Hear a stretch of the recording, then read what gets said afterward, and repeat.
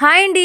మా బాబుకైతే 2 డేస్ నుంచి ఫీవర్‌గా ఉందండి. ఏం తినమన్నా తినట్లేదు. నోరు సగిచ్చట్లేదు. చేదుగా ఉందన్నాడు. నాకు కొంచెం కోల్డ్ చేసి కూడా నోరు చేదుగా ఉంది. ఇంకేముంది చూస్తే మిల్లీ మేకర్స్ ఉన్నాయి ఇంట్లో. సింపుల్‌గా చేసేసుకుందాం అని చెప్పి రైసు కుక్కర్ పెట్టేసానండి. దాంట్లో కావాల్సిన ఆయిలు, తిరగమాతలోకేసుకునేవన్నీ కొంచెం మసాలాలు, బిర్యానీకేసుకునే మసాలాలన్నీ ఏసేసి, ఆనియన్ ఏసి, పచ్చిమిర్చి ఏసి, కొంచెం రెడ్ కలర్‌లో వచ్చేంత వరకు ఏంచుకొని, కరివేపాకేసుకొని బాగా రెడ్‌గా వేగేంత వరకు ఏంచుకున్నానండి ఆనియన్స్‌ని. బాగా రెడ్‌గా అయిపోయిన తర్వాత చూడండి గోల్డెన్ కలర్‌లో ఏగాయి కదా! ఇప్పుడేముంది ఇంకా టమోటా ఏసేసుకున్నానండి. టమోటా బాగా మగ్గిన తర్వాత దానికోసం కొంచెం సాల్ట్ ఏసుకోవాలండి మగ్గేదాకా. చూడండి ఎలా మగ్గిపోయిందో నీట్‌గా. దానికోసం కొంచెం అల్లం వెల్లుల్లి పేస్ట్ ఏసేసుకున్నాను. అల్లం వెల్లుల్లి పేస్ట్ మాత్రం పచ్చి వాసన పోయేంత వరకు ఏంచుకోవాలి కదండీ! అప్పుడే టేస్ట్ బావుంటది. పచ్చి వాసన పోయేంత వరకు బాగా ఏంచేసుకున్నానండి. చూడండి ఎక్కడ కూడా కనిపించట్లేదు. స్పైసీకి తగ్గట్టు కారం ఏసుకున్నాను. దానికి కావాల్సిన చికెన్ మసాలా, గరం మసాలా, ధనియాల పౌడర్ ఏసేసుకున్నానండి. చూడండి ఏసేసుకొని అవి కొంచెం బాగా ఏగేంత వరకు కలిపెట్టేసుకున్నానండి. చూడండి పచ్చి వాసన పోయేంత వరకు నీట్‌గా అన్నీ కలిపెట్టేసుకోవాలండి. చాలా బావుంది కదా!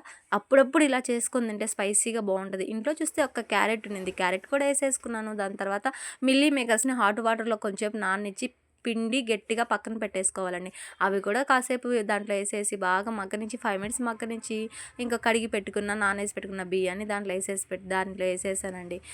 నేను గ్లాస్‌తో 1.5 గ్లాస్ బియ్యం తీసుకున్నాను. దానికి 3 గ్లాసెస్ వాటర్ తీసుకున్నానండి. 3 గ్లాస్ వాటర్ పోసేసి దాంట్లో కుక్కర్‌లో పెట్టేసి 2 విజిల్స్ రానిచ్చానండి. మామూలుగా అయితే ఇవి పాత బియ్యము. అందుకోసమనే 2 విజిల్స్ రానిచ్చాను. చూడండి ఎంత పొడి పొడిగా పర్ఫెక్ట్‌గా వచ్చిందో కదా! సూపర్‌గా ఉంది కదండీ! అసలకి చెమ్మన్న మాట లేదు. నీట్‌గా చాలా బాగొచ్చిందండి. చూడండి టోటల్‌గా ఇదండి నా మిల్లీ మేకర్స్ బిర్యానీ. బిర్యానీ కాదు, జస్ట్ పుష్కాలాగా చేశాను. ఆనియన్స్ పెట్టుకొని మిల్లీ మేకర్స్ వేడిగా పొగలు చూడండి ఎంత బాగా వస్తున్నాయో. పర్ఫెక్ట్‌గా వచ్చేసిందండి. చూడండి టేస్ట్ మాత్రం వేరే లెవెల్ అండి. చూస్తే నోరూరిపోతుంది కదా! అప్పుడప్పుడు ఇలా చేసుకొని తింటుంటే కూడా నోటికి బాగా చగిస్తుంది. మా బాబుకి కూడా బాగా నచ్చిందండి. చూస్తే చాలా బాగుంది కదా!